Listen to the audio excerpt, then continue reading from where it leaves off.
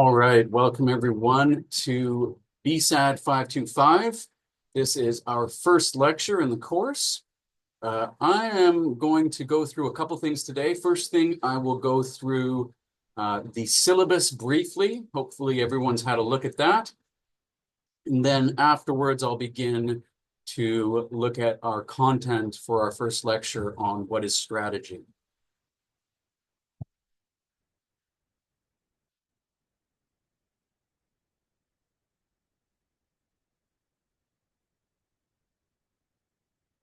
All right, so I'll zoom this in a bit.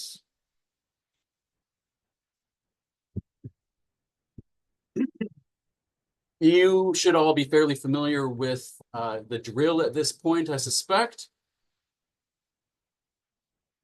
I'm just double checking here to make sure I'm actually sharing my screen as intended. Let's see how we go. Okay, great. There we go. All right, so first things, office hours, Mondays to Thursdays. These are in the syllabus. Absolutely love to see you guys anytime you want to drop by. You are also welcome to give me a call. My extension at Nichols is 4192, I believe, but for some reason it's not telling me here, but I'm pretty sure it's 4192 and it's on the syllabus actually. So yeah, you can see that right here. Email is also fine. You are also welcome to, if you ever need to just text my cell number, I'm happy to share that with you guys.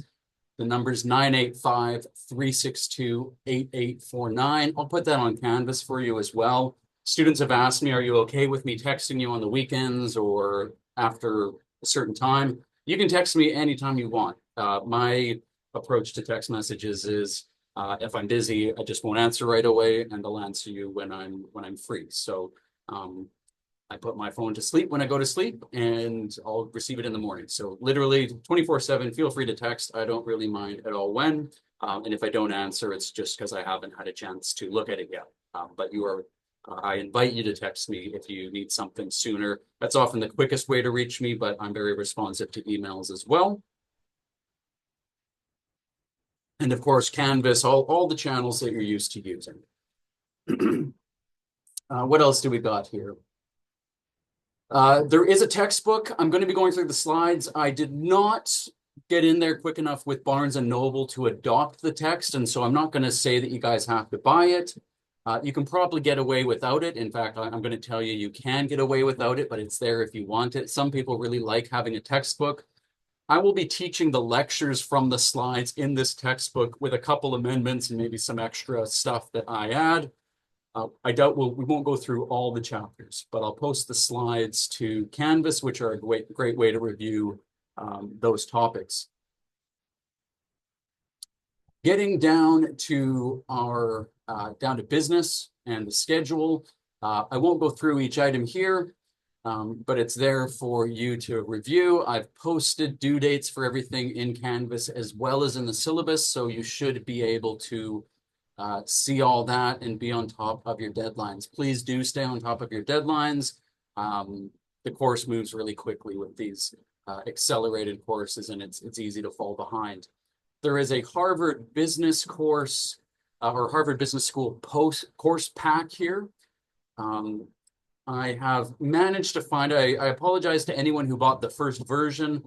I had an article in there that I hadn't been able to find elsewhere, the disruptive technologies article. I did find one through the Nichols Library, so I've downloaded that and posted it so you don't have to pay the extra $4.50 or whatever that it would cost otherwise. So all that's in there now is, I believe, the 2 cases you do for this course in your groups, and a chapter by, I think it's Joan Magretta, that again I couldn't find anywhere else, and it's probably the best reading I could find for that particular aspect of Porter. Otherwise, you have to buy Porter's book, which is expensive, and we don't need the whole thing. So there's a review chapter in there as well that's in the course pack. I won't go through the learning outcomes. What else is here? Exams, I use ProctorU, so I ask that you please use ProctorU or do it in Nichols at an academic testing center is fine too if you want to have it proctored, if you use the dyslexia center or something like that. I'm happy to use that, or if you have some sort of agreement or arrangement, feel free to do that. So it's either a Nichols Testing Center, Dyslexia Center, whatever, or ProctorU. Please book your appointments with good time so that you don't run out of time. I've got some exam ProctorU rules here. No bathroom breaks. Obviously, it's just we can't proctor you when you leave the room. Any disconnects or that you can't show were not your fault are a 0 unless you can prove something happened beyond your control. Again, I've had issues where students disconnect, come back 10 minutes later. That's no bueno. Obviously not ideal, but it's what we're stuck with for a robust online examination. Anything else here? The breakdown of your grade is presented here, and it does add up to 100%. Good news. Right. I won't go into the assignments in detail. I've tried to be minimally prescriptive here. One of the things that is new, this is the first time I've taught this exam online, and in lieu of the classroom conversations, which I think are a big part of an NBA experience, is reading and discussing what you've read. I've made these 5-minute article reflections that are due. So as you may have noticed, ChatGPT has really discounted the value of a written piece of work. I get sick of marking stuff that feels like it's been written by ChatGPT. I don't like spending more time marking something than somebody took writing it. So instead, we're going to do these 5-minute recordings. I expect the recordings to look like you know what you're talking about. I will, and to look like you've actually read the article. I will grade them based on whether I feel like you actually understood what you read, and which means reading it. If you are reading off a script, that's not going to be a good mark. I want you to have digested it and be able to speak intelligently about the articles. I'm going to keep, as much as possible, the lectures fairly short. If we were in class, discussing the articles would be a big part of that. Instead, we're going to be doing that online. I'll be giving you feedback on your reflections. There's also group work that we would otherwise present in class. And one of the benefits of online learning is that we can sort of do things at our own pace, and we're not rigorously attached to a 3-hour lecture twice a week. So the lectures probably won't be 3 hours. If I will cover the material as efficiently as possible. There won't be any discussion involved in the recording, obviously, but you can reach out to me at any time to discuss anything you want to about the course. Talking to you guys is a very welcome break, especially here on the 3rd floor. By the way, I apologize if you can hear the fan noise. I'm from Canada. I'm on the 3rd floor. It's pretty hot up here. No windows, no real AC, and I tried to turn it off, but as much as I'm sure you guys would enjoy watching me sweat through these lectures, I just need a bit of air movement up here. I've tested it out and it doesn't sound too bad, but apologies if it is something you can hear. Good. The only live part of this course will be your final presentations, not your case presentations, those are recorded, but your final presentation, the company analysis presentation. I've called it also the consulting project, same thing.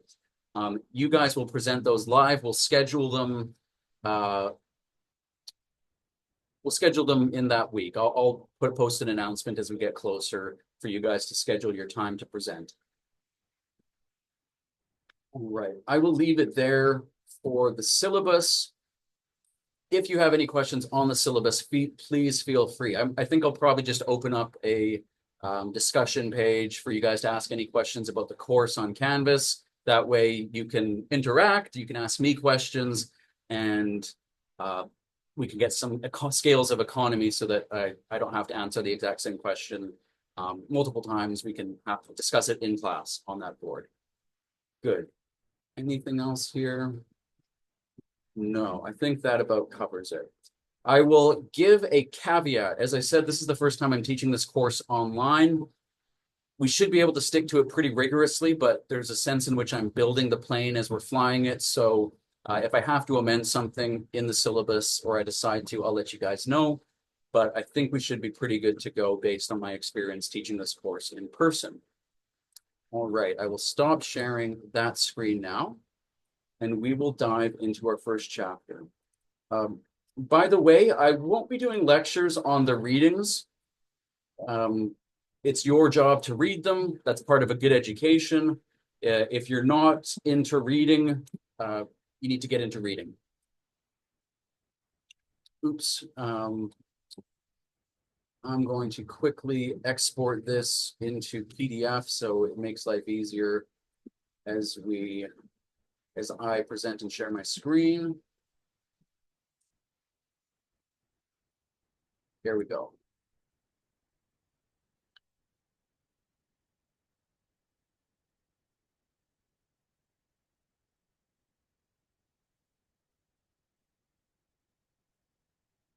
There, that screen now.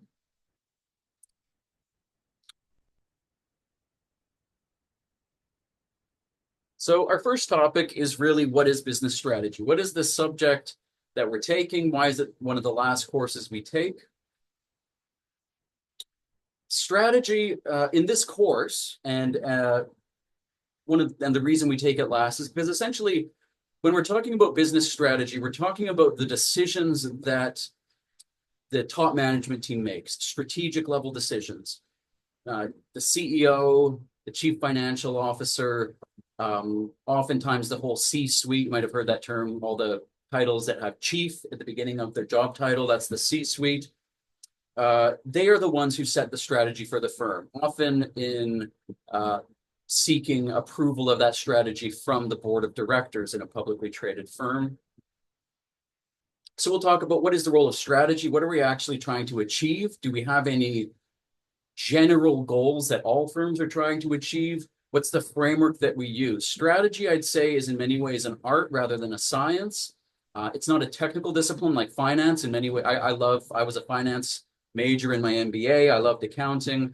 I've taught accounting before. I actually find that sometimes a bit easier because it's just a delivery of content and there's a right or wrong answer. And strategy, it's much more about about analysis, performing a robust quantitative, but also a lot of subjective analysis, and then making recommendations for strategic decisions based on that analysis, which we'll talk about and which will be really what we dig into over the course of BSAD 525.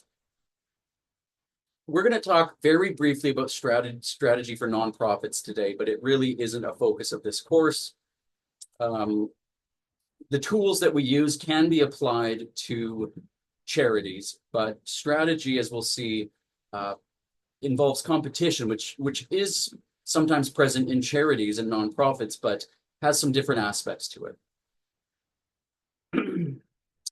I will leave this slide here for you guys to go through.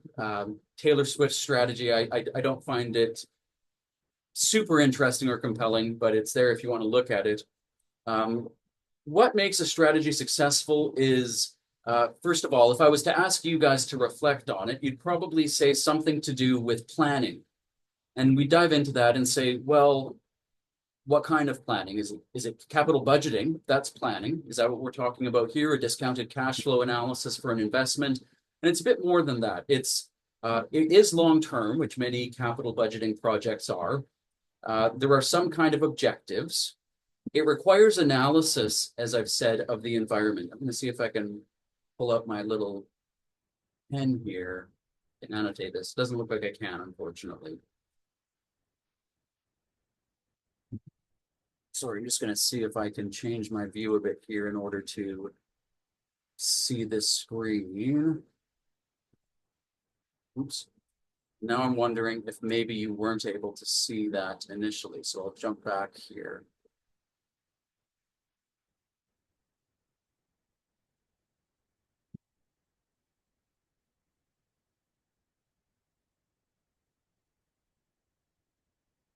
Okay, so I realized that possibly you weren't able to see my screen initially. You didn't miss much. This is the slide I said we're not going to cover the strategies of President Zelensky and Taylor Swift. They're useful, but we're interested in firm level strategies. So as I was saying, it involves long-term agreed objectives. an understanding or a profound understanding of the competitive environment, and an appraisal of firm resources. So really what we have is some kind of objectives that are long-term, some kind of analysis of the external environment, what's around us, what's going on in our industry, in the macro environment of politics, economic trends, social trends, technological trends, or pest. Sometimes we say pastel and we add environmental and legal to that. And we need to know, we need a rigorous self-analysis of our firm. What are we good at? What are the resources at our disposal? And to the extent that we implement that strategy effectively, we will have a successful strategy. Here's another way to view that. We have the firm with its goals, values, resources, capabilities, structures, and systems, everything that comprises the boundaries of the firm, the resources at our disposal, the goals we've set, our processes, procedures, our capabilities, things we'll talk about a bit later. But then we have this external environment. It has our competitors in it, customers, suppliers. I would add around all this our political regulators, economic forces, etc.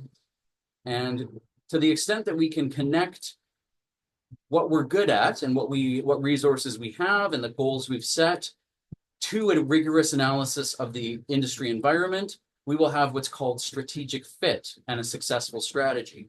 If we get it wrong in terms of our goals, or we get it wrong in terms of what resources we have and how valuable those are, and what capabilities we have, that's going to give us less fit.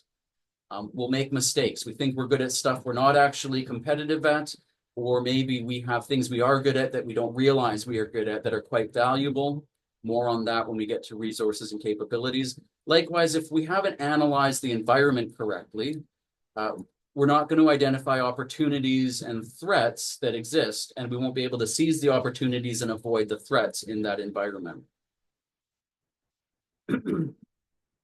Strategy really involves the configuration of activities and resources. This is an example of Ryanair. They're sort of like the European version of Southwest Airlines for you guys, a low-cost airline. This is an example of the drivers for their strategy. Their strategy is to have low operating costs because they're competing on price, which we'll talk about later. That's one of Porter's generic strategies, is cost leadership.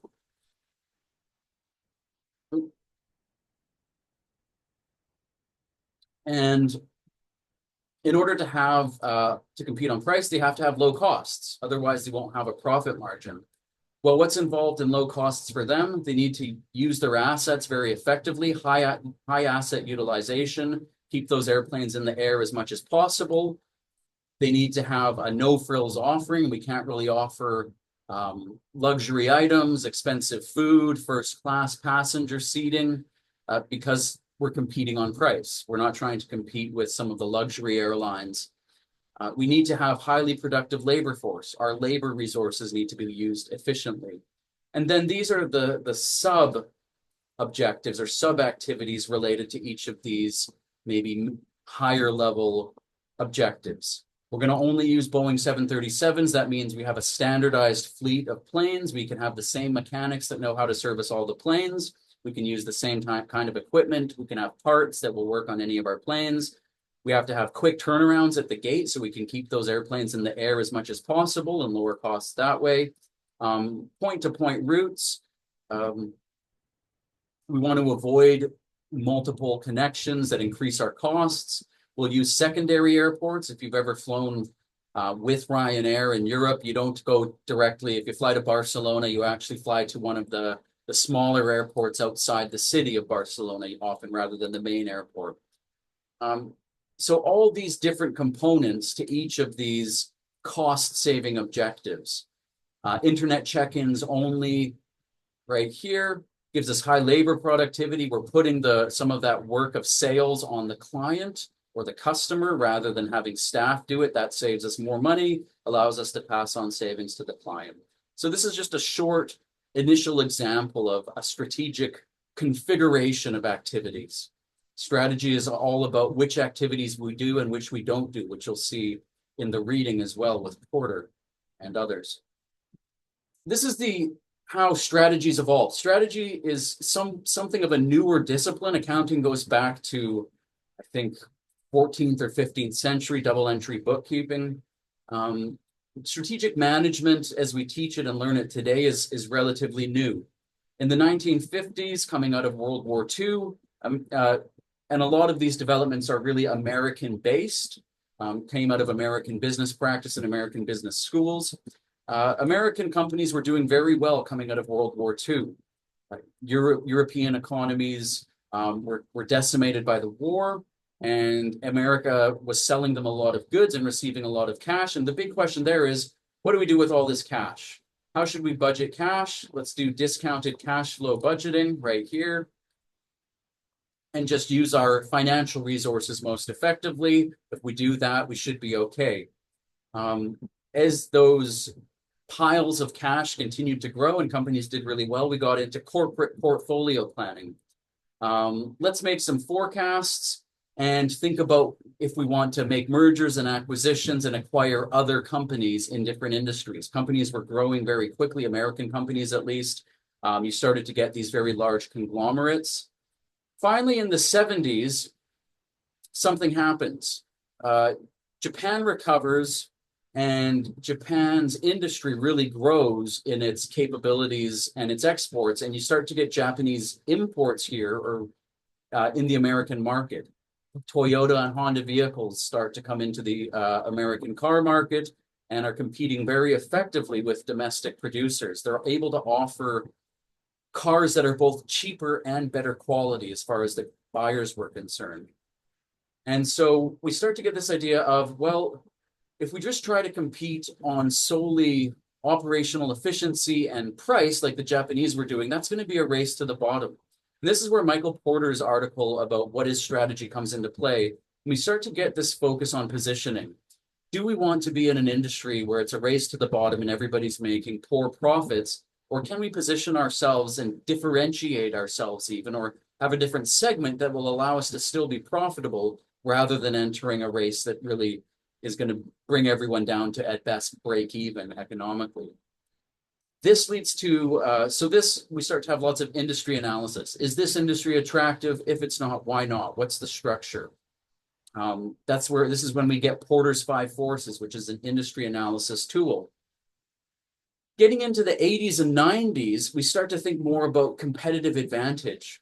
A fellow called Jay Barney and some of his colleagues, professors, start to say, you know what, even in industries that are unprofitable and that don't look very good based on an industry analysis using our 5 forces, there's more going on here. And it turns out the resources of the firm might be a better basis for strategy. Industries are changing quickly, and if we're just always having to pick a new industry every 5-10 years or less, that's not a great way to make strategy. Rather, we should figure out what we're good at, and you might call them our transferable skills for the firm. What can we be doing? Where can we be?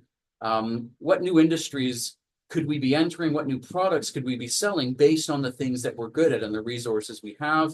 And then this last phase here is about, well, the internet and communication technologies are increasing very rapidly. Industries are coming and going very quickly. The internet starts really destroying a lot of old industries as new industries replace them.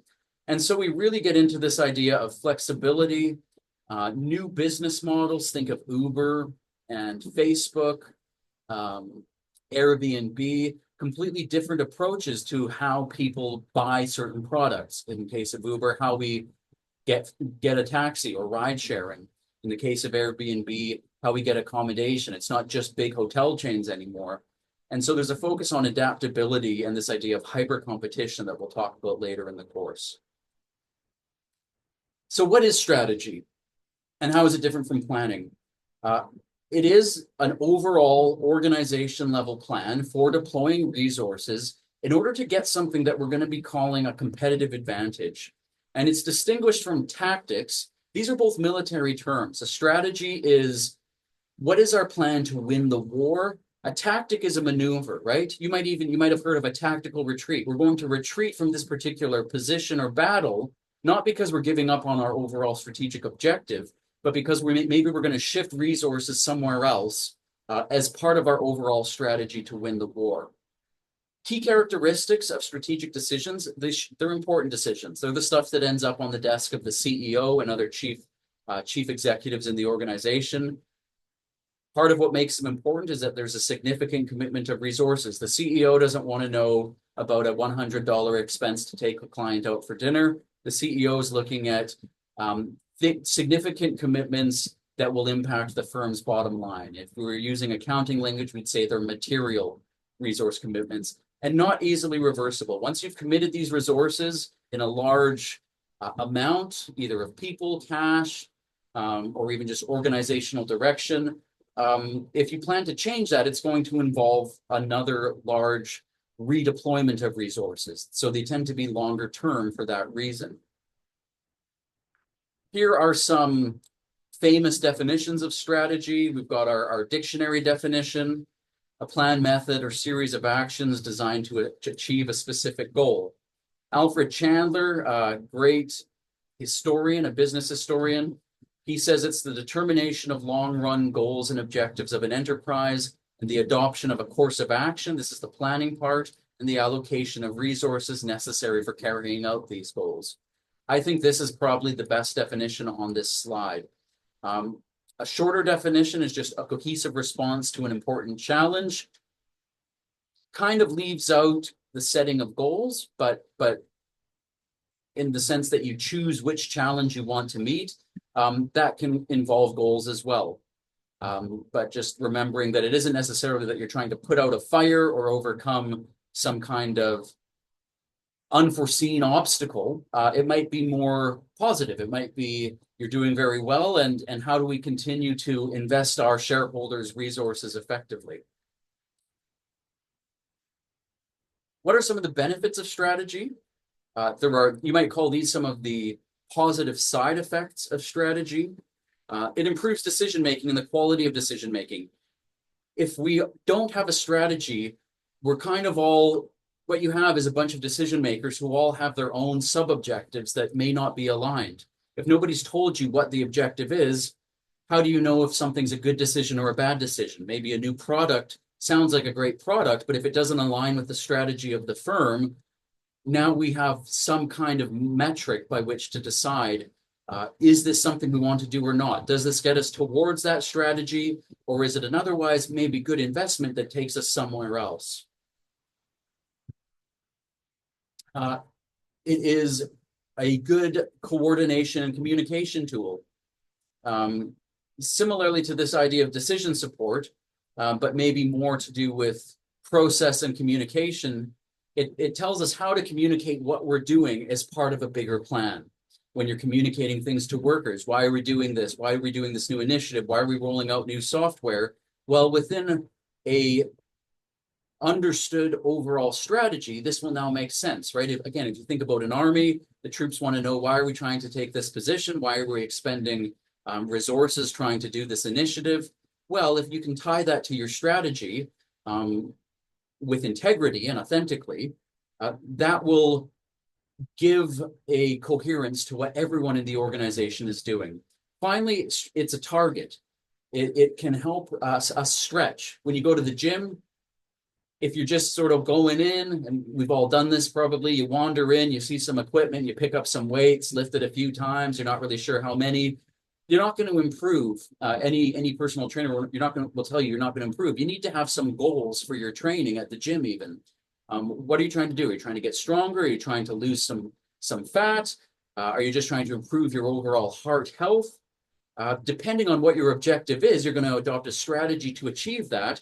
And you've all heard of SMART targets: specific, measurable, achievable, realistic, and time-bound. Sorry, I was struggling there. You want to have things you can measure. There's a famous saying attributed to Peter Drucker. It's not clear if he said it, but if you can't measure it, you can't manage it.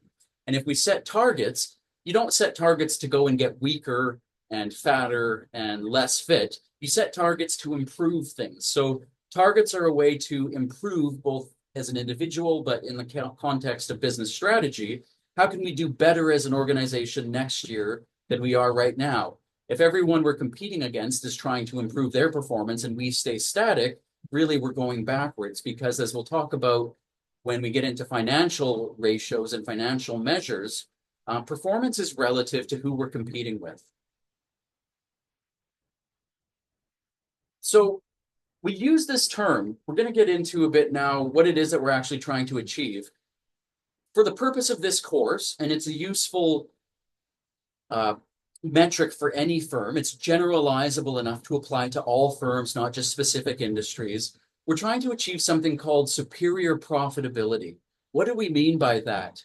If we were in an economics course, we'd be talking about something called economic profits, or which are sometimes called rents, profits that are above the competitive break even. The theory of, in classical economics, if you have perfect competition, everybody makes break even economic profits. That doesn't mean that they're coming up zero, where their income revenues just cover expenses. It's slightly different than that. That's accounting profit. We're talking about economic profits. And what that means is that, A, we have to be making a profit, but we have to be making enough profit to cover our cost of capital. If we are not earning enough to pay our shareholders what they expect, think of your finance class, your CAPM, all the different ways you calculate your weighted average cost of capital. We don't just need to make a bit of profit. We need to make enough profit to pay our financiers and to pay our weighted average cost of capital. So this is really our WACC. And what are the components of that? Well, we're going to talk about two types of strategy in this course: corporate strategy and business strategy. Corporate strategy has to do with where do we want to compete? Which businesses should we be in? Assuming that we have some options here, which in fact we don't always. If you become the CEO of a company, you're probably already in the industry, rather than making an investment decision of which industry do I want to be in. If money were no object and, blue sky thinking, which you sometimes have, but often not. Often there's an industry that is given, and maybe you want to get out of that or grow into adjacent industries. These are all corporate strategy decisions. And really, the key consideration here is, well, are these attractive industries, at least from an external viewpoint? From an internal viewpoint, and once we've chosen, or once we have particular lines of business that we're in, now we're talking about how should we compete? How do we get a competitive advantage? Which means, how do we earn profits above our break even or above our cost of capital?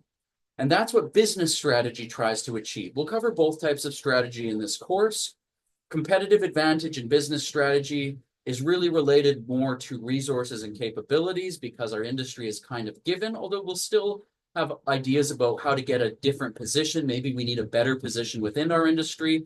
So there should really be an arrow tying these two together as well, because they aren't completely separate.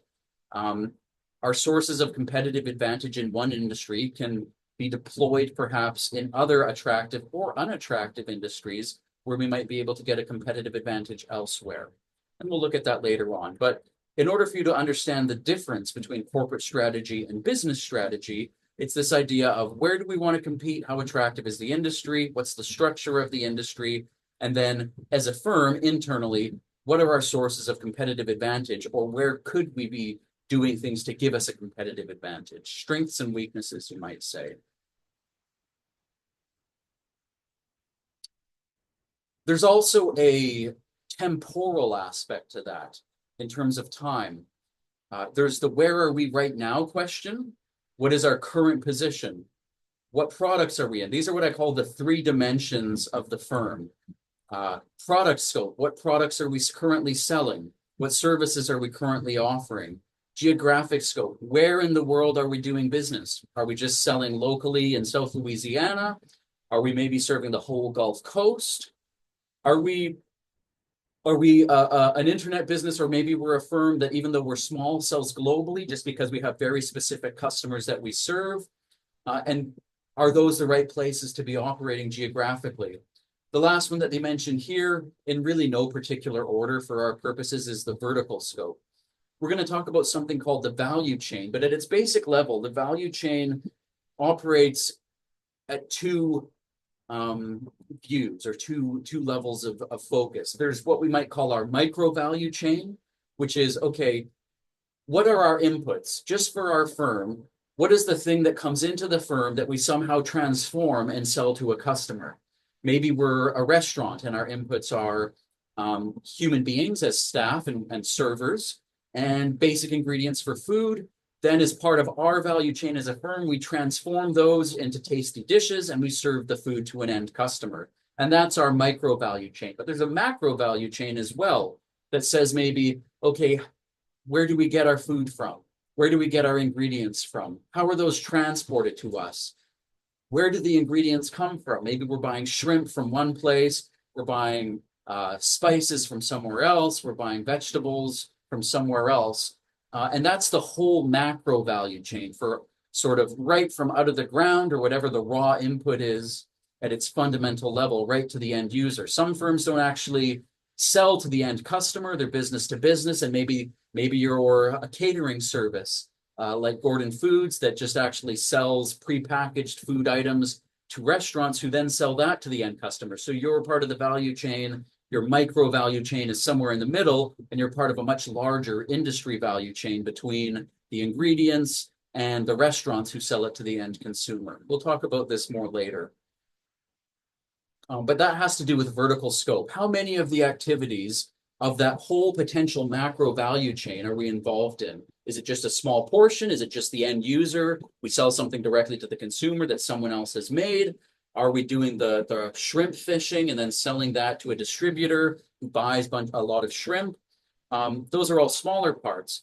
The firms that tend to be the most vertically integrated are often oil and gas firms. You'll have a company like Exxon that maybe does its own exploration, finds deposits of oil, does the mining to get that oil or the extraction to get that oil out of the ground, refines it, and then even sells it in retail gas stations to the customer. Even there, you probably have places where they're not integrated. Oftentimes pipelines are run independently. You don't need every firm, every oil and gas firm to have its own pipeline. So they use other firms that have that part of the value chain where they just do what's called midstream. They transport your oil from the Gulf to your refinery. And then again, a pipeline company might transport your refined products to the retailers.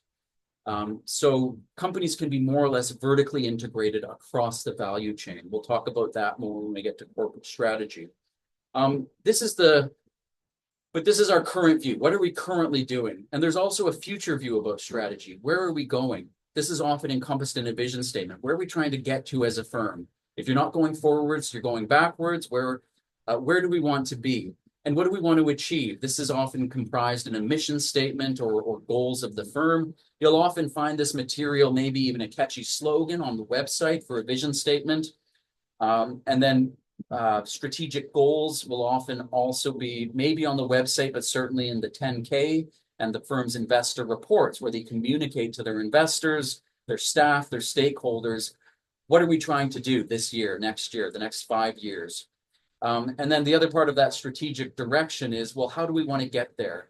What sort of things are we going to invest in? What are our priorities for R&D? If we're a chip firm, do we want to target specific industries? Is there any breakthroughs that we're trying to make? Maybe we want to have a breakthrough in quantum computing, and we're investing a lot of money in R&D to develop a quantum chip. Is there any growth that we're pursuing along these three dimensions? Are we trying to expand our vertical scope? Maybe we want to backwards integrate like Apple did and make our own computer processors, or make our own chips. That was an initiative they took a few years ago when they switched from Intel to making their own Apple Silicon, the M1, M2, M3 chips that you might have heard of. Maybe we want to expand geographically. We want to enter some new markets. How are we going to do that? Maybe it'll be organic. We'll expand with greenfield investment. Greenfield is when you set up a completely new project from scratch. You build a new plant like Intel did recently, not very successfully in Ohio. It's causing them some trouble. Or maybe we want to acquire something through a merger and acquisition. We'll just acquire an existing chip company, perhaps. Or maybe we want to make an alliance like OpenAI did recently with AMD. You're going to make an alliance where you agree that you're going to buy their chips for a certain amount, a certain number of years. They're going to provide those to you in the number you've asked for and prioritize you as a customer. All interesting directions and strategic decisions a firm might take. Good point to pause really quickly here. You are going to need a subscription to the Wall Street Journal for this course. I think it's you can get it for about $1 a week or maximum $4 a week. It is invaluable. I have a PhD supervisor, a very successful scholar who once told me, you could just read the Wall Street Journal every day and that would be better than an MBA. There really is no substitute in American business or even global business for the Wall Street Journal. They have the best reporting. They cover the most companies. They do all their own research. So you will be doing research on your firms in the Wall Street Journal. That's how I knew about these alliances between OpenAI and AMD. These things are always announced in the Wall Street Journal and covered very well. You get a critical opinion. Of course, the companies that do it say it's going to be great, right? AMD is going to say this is great. OpenAI is going to say this is great. What do critical voices say who are used to analyzing business mergers and acquisitions? Right. So how is strategy made? This gets into an interesting realization that was made by a guy called Mintzberg. In the past, I've assigned his reading just for the sake of time. I haven't assigned it, but he came up with this concept of emergent strategy. And he said, well, yes, of course, CEOs plot a strategy and they plan towards a strategy. That's this intended strategy. We design something, right? It looks great on paper, but what actually happens is things change. Forecasts are always wrong. They're more or less accurate, but they're never perfect. And what ends up happening is we have an emergent strategy. The CEO and the board come up with a plan, but things change. We make pivots. It's like a battle plan. Stuff happens in the melee of battle that changes what you have to do. People have to make on-the-spot decisions.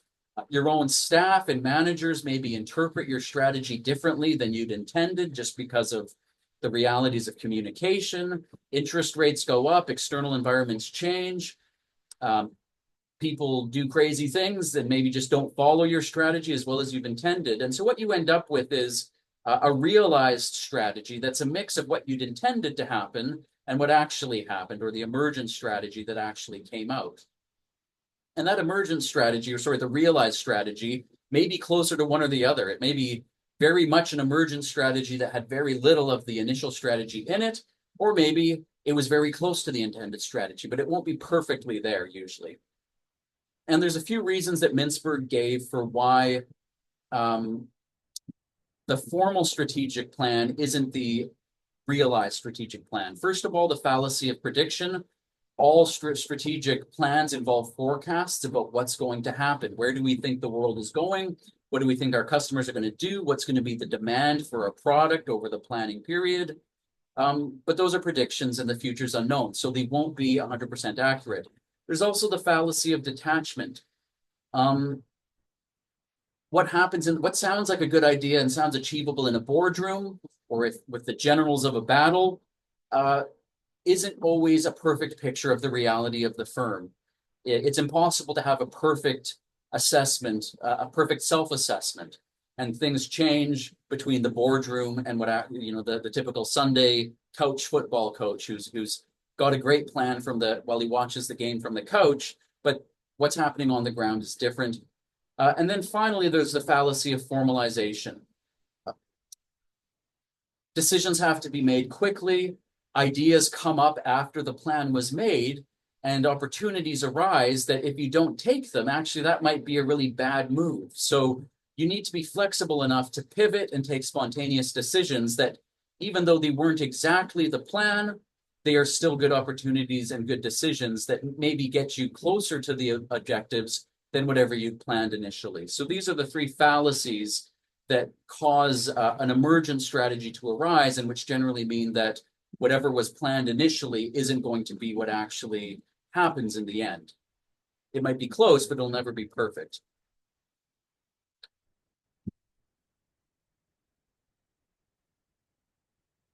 So here we have our process that we're going to be following in this course, and that is followed when a top management team and the board sets a strategy.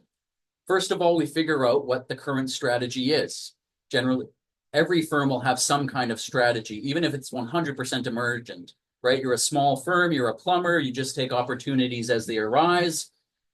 Your plumbing firm grows, you take on staff just to meet and keep up with demand. At a certain point, though, you become big enough that the operation requires some kind of overall strategic planning.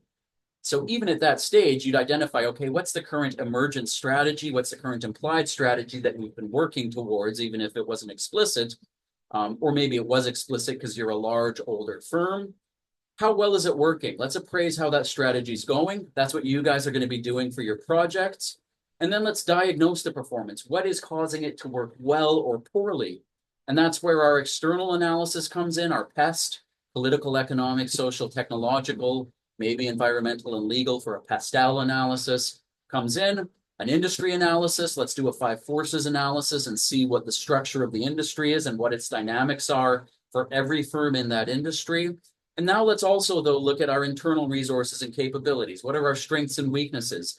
Where do we hope to get a competitive advantage? Are we actually getting competitive advantages from those capabilities? If not, why not? Do we need to change our positioning? Do we need to mitigate some weaknesses, maybe by outsourcing or internal improvement? Could we be deploying some resources and capabilities we have more effectively? Maybe we have some great discoveries in our R&D department that need to be put into a better product and could give us a competitive advantage. Once we've done that analysis, we can formulate a new strategy and then we implement it. We don't get really into implementation that much in this course. When you're talking about implementing strategy, you really start talking about organizational change and project management. So sort of beyond, this gets more into the human resources side, the organizational behavior side, and the technical side, right? It trickles down back to those functional areas, accounting, finance, HR, those sorts of things, management, generally speaking.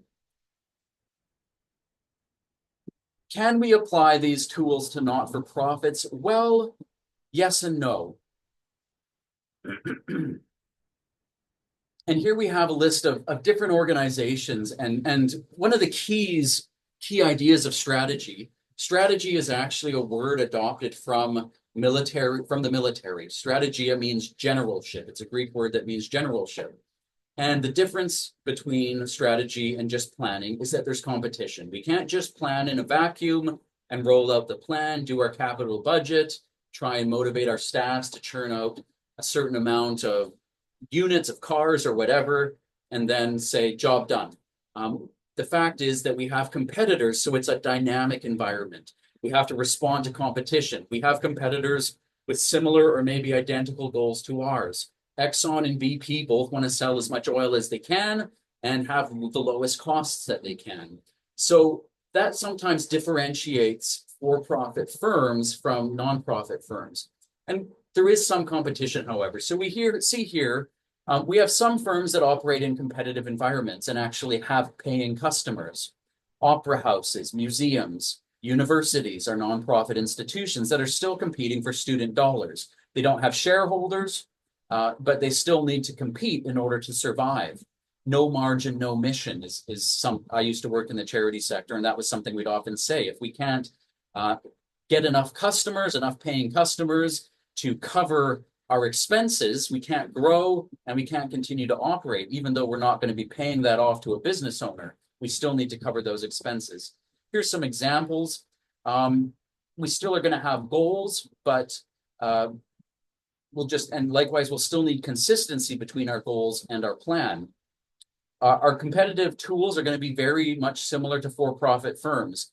How can Nichols compete with UL and Lafayette? How can we get more students to come to us instead of them? It'll be very similar to a for-profit competitive analysis. Resources and capabilities are, again, going to be very similar. What can we offer our customers that other universities can't on the demand side? On the supply side, how can we be as efficient as possible and reduce those expenses as much as possible? The implementation is going to draw on the same ideas of change management, human resource management, accounting, etc., across all three types of nonprofit. Some organizations have a competitive environment, but they provide free services. Habitat for Humanity, Salvation Army, Linux. Here the competition is kind of happening for where are we getting our money in this case? Well, probably through donors. people who donate, maybe government contracts, that sort of thing. Now we're trying to deliver a service to an end user who isn't the person who's paying the bills. So it gets more complicated. We still have to have objectives and goals, but now we're really looking for funding. And if you've ever worked in a nonprofit organization that doesn't charge for funding, the analog to a marketing department is the fundraising department. How can we sell the value of our company to donors and the people who will give us money, who may be separate from the people who use the services? Finally, we have organizations that are sheltered from competition.